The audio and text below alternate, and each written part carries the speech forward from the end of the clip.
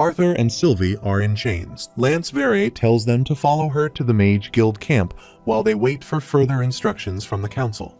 People are gathered around, and they are gossiping about Arthur killing a noble student. Arthur thinks even after all that's happened, people are just exchanging gossips.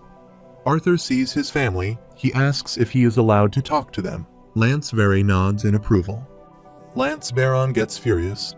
Lance Alfred stops him and says that he has listened to all of the account. Baron, the kid did what was necessary, so stop letting his emotions cloud his judgment. Alice asks Arthur what happened in there and why he's cuffed. Arthur says there's just a misunderstanding. He tells them not to worry. Arthur says he will be back in no time, and Alice starts crying. Lance Vere's ring starts shining. Lance Alfred says the council must have made their decision already. Lance Vere conjures a scroll and tells Arthur to get here. She starts reading the scroll and says by the power vested in her by the Council of Dickathon, she General Vere Ori of the Six Lances, do hereby announce Arthur Lewin, son of Reynolds and Alice Lewin. The council has decreed that, due to his actions displaying excessive violence and the inconclusive circumstances involved, his monocore is to be restrained, his title as a mage is to be stripped, and he's to be incarcerated until further judgment. Reynolds is shocked to hear that and says there must be a mistake. Cathal arrives there and asks how dare they punish the only person who did some good. They only made it alive because of Arthur. If it weren't for him, the Lances wouldn't have anyone left to save. She tells Lance Vere that when her parents learn of this decree, they will immediately rescind it. Lance Vere shows her the scroll and says that King and Queen Glader voted in favor of this judgment, asking with King and Queen Graysunders. Cathal is shocked to see that and says they would never. Curtis grabs her by her shoulder and shakes his head. Arthur thinks that there's no use trying to reason with Lances. Arthur thinks that the decree makes it sound like he was behind the attack. Arthur asks if he can speak to his family one last time. She agrees. Arthur goes to his family. He starts smiling and tells them not to look so sad. This misunderstanding will be cleared soon. Alice starts crying and says that he has no idea what is going to happen. Ellie starts crying. Arthur wipes her tears and says that she is growing up so fast. Arthur turns around and tells her that he will definitely be back. Reynolds tells Arthur that no matter what happens and what people say, his family will always be on his side. Arthur looks sad as he continues to walk away from his family. Lance Baron is talking with Lance Vere and Lance Alfred while Arthur waits for them to finish. Baron gets furious and starts walking towards Arthur. He glances at Arthur and flies away. Lance Alfred summons a flying creature and tells Arthur that it won't burn. Arthur gets on top and says that even if it does, he can't do anything. They start flying away. After some time, Baron arrives at his home, and he's carrying Lucas's body wrapped in a cloth. His servants bow down and welcome him. Baron kicks the door open. The maids are excited to see Lord Baron, and she says they weren't expecting him. Baron tells them to call his father at once. After a while, Baron tells his father everything, saying he's sitting on a chair in a luxurious room. His father gets furious and says that the boy is an embarrassment to the Wykes house. He gets up from the chair and says to be eliminated in such a shameful act after everything he has done for that brat. He gets furious at Baron and asks why he came here after failing to avenge the Wykes name on the spot. He asks if he came to defile his night and his home with the body of this worthless fool. He slaps Baron, but Baron grabs his hand and tells his father to mind himself. He's a Lance. His father pulls his hand away and says he has gotten so arrogant ever since. But he's only a Lance because he's a Wykes. Baron tells his father that according to witness statements, Lucas terrorized the school alongside a group of cult members led by a man called Droniv, and the boy who killed Lucas did it without hesitation and did so brutally. His father ponders for a while and says that they can still get ahead of this. He calls for Adeline. A girl enters the room with a notepad in hand and says, "Yes, sir?" He orders her to expedite a message to the council tonight. The contents regarding the regrettable attack on Xyrus. His dear son, Lucas Wykes, under the influence of Draniv, undoubtedly had no choice but to obey his command or lose his life. How a boy so young would be forced to make such a decision, it hurts his heart to imagine. Yet his son, the victim, died an excessive, brutal death at the hands of a lawless blackguard unfit to continue living in their society. No other form of repentance than death would be appropriate for a crime so heinously committed on the Wykes family. While they prepare a private funeral for his beloved son, he hopes the council will come to a just decision. He asks Baron if that is accurate, and Baron is surprised to hear that.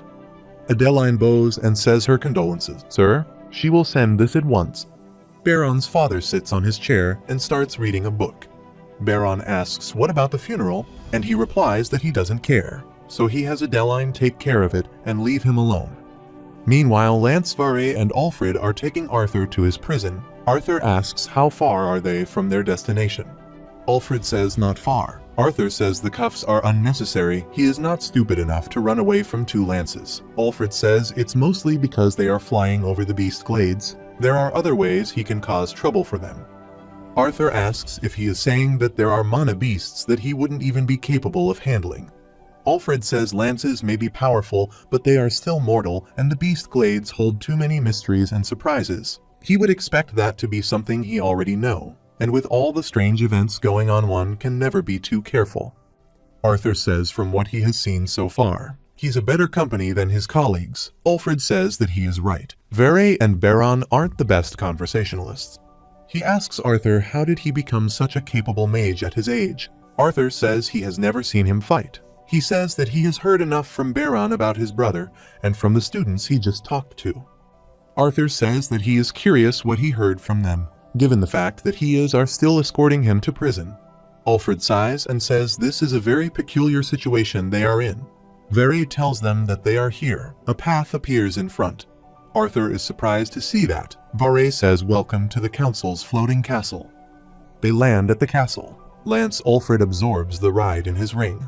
He tells Arthur that dwarves always carry a bit of dirt with them wherever they go, especially since he can't just rip out parts of the wall and ground of this castle to use magic.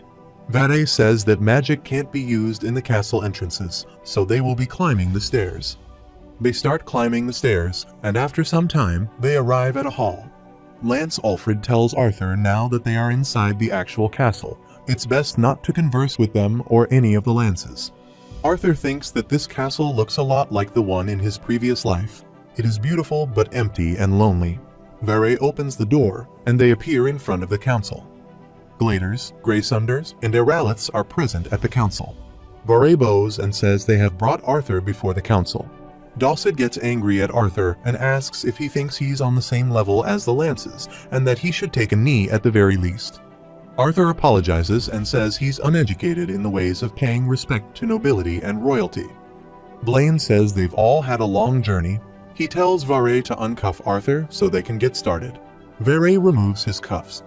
Alduin says before they begin, he would like to thank him not only as a leader, but also as a father. Dawsett gets furious and says they are here as leaders of this continent, not as fathers. Glodera says this boy violently mutilated one of his fellow schoolmates before killing him, and she doesn't believe any thanks are necessary.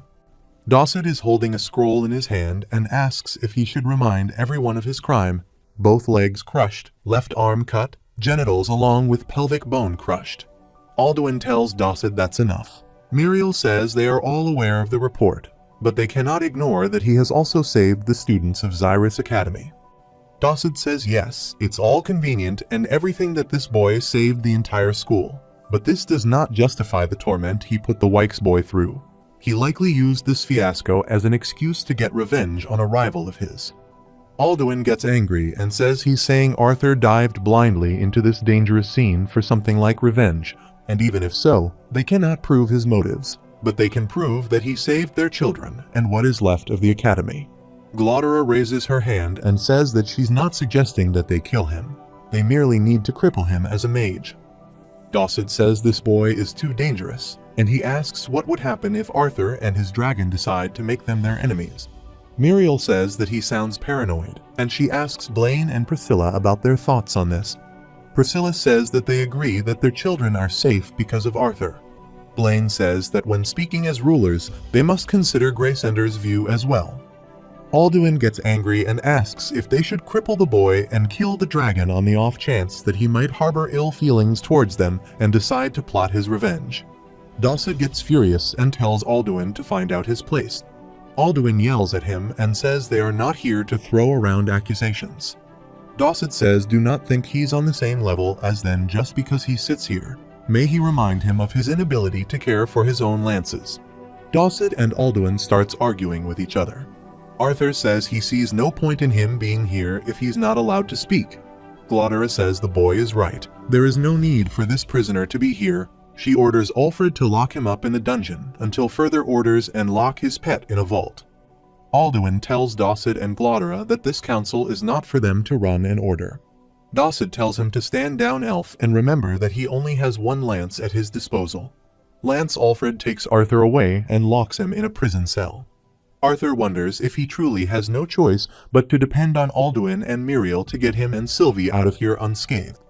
Alfred takes his handcuffs off and tells Arthur that he will stop by from time to time. Arthur says at least it is quiet here. A voice comes from another cell and asks if he is Arthur. Arthur is surprised to hear that voice. According to Director Goodsky, she had been imprisoned here for the last several days and news of the attack on Xyrus Academy was also kept from her. After hearing about the attack, she said that it was bound to happen, but not as soon. They are moving forward with a plan and a lot faster than expected. Arthur asks who are they. She apologizes from Arthur for everything he has to deal with. She tells Arthur that she is forced and bound to stay silent, not by choice, but by forces and magic neither of them can oppose. Even just telling him this is painful and slowly activating the curse.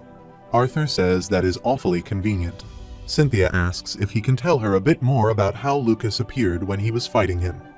Arthur says that he was on the same drug that had been going around the school for a while, but it was different with him. He was more powerful and sane. Cynthia apologizes for everything. Meanwhile, Dosset is having a conversation with Blaine. He says that he sleeps peacefully at night, and they will live and serve him and gain new riches and insight from his continent. Blaine drinks wine from the glass and says what they are doing is abandoning their people just so they can save their own asses. Dosset says this continent is due for total annihilation. There's going to be no one left to betray. Blaine looks at his reflection in the glass of wine and asks if he realized that they are betraying the entire population. Dosset says that was the agreement. If they hope to have a future for this continent, Arthur and his bond have to go back to him. Blaine gets angry and says he's talking about the boy who saved the entire future generation of this continent, including his own children. Dosset says there will be no future generation if he doesn't side with him. Blaine finishes the wine in his glass and says he's well aware of their agreement, so rest assured, she will have his vote. But he can't spout irrational accusations. Dosset leaves in anger and says he thought they had an agreement. Blaine thinks that he wanted to make his ancestors proud. He thinks that his talent as a mage was subpar, and even with countless elixirs and aids, he was barely able to break into the red stage. He saw how his father was blinded by power, and so he swore to never lose sight of why he needed power, to maintain peace and to protect his family and people. Blaine starts drinking again and thinks that riches mean nothing to him like Dosset. He believes that Arthur's sacrifice is for the good of this continent. He wonders if it's Arthur's poor luck to be involved in this conspiracy. Arthur sees a castle and numerous crows flying in the air. He wonders why are there so many crows and what are they eating? Arthur starts climbing the wall and feels that something is wrong. Arthur looks at some heads on spikes. The heads turn and Arthur sees his parents, Ellie and Tess.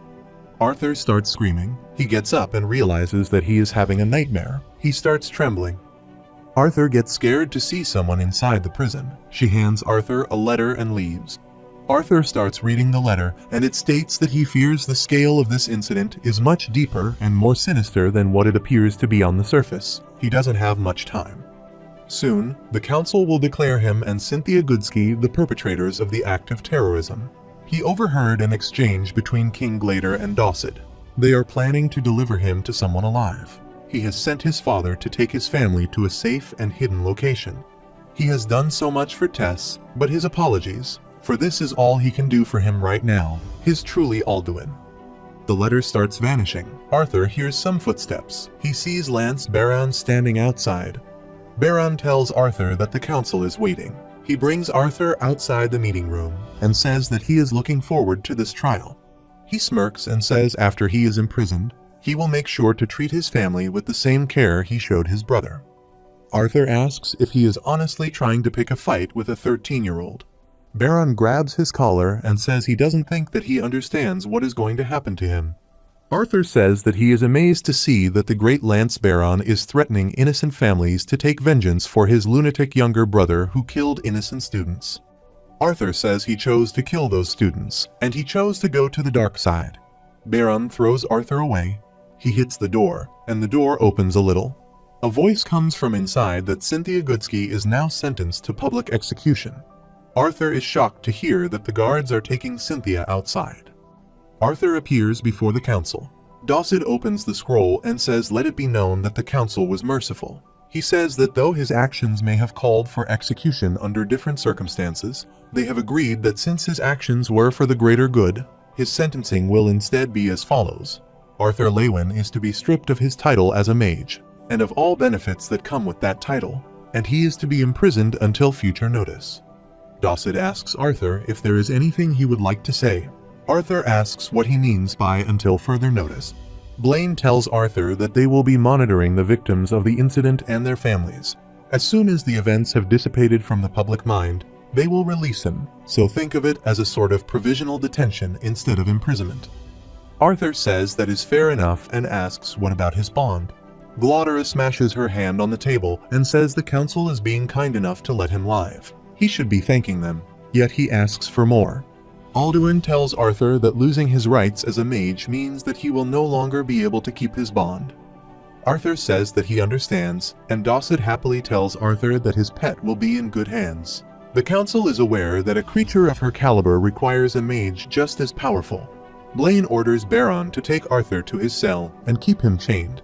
Baron takes Arthur away, and Arthur thinks that he has no doubt that the Greysunders are more than happy to help the Vritra. Baron takes Arthur to his cell and shoves him inside and slams the gate. Arthur sighs and says this isn't so bad if he ignores the bars. It sure beats the white room he took him in. Winsome appears from behind and says it seems he was expecting him. Arthur says it is about time. Winsome is carrying Sylvie in his arms.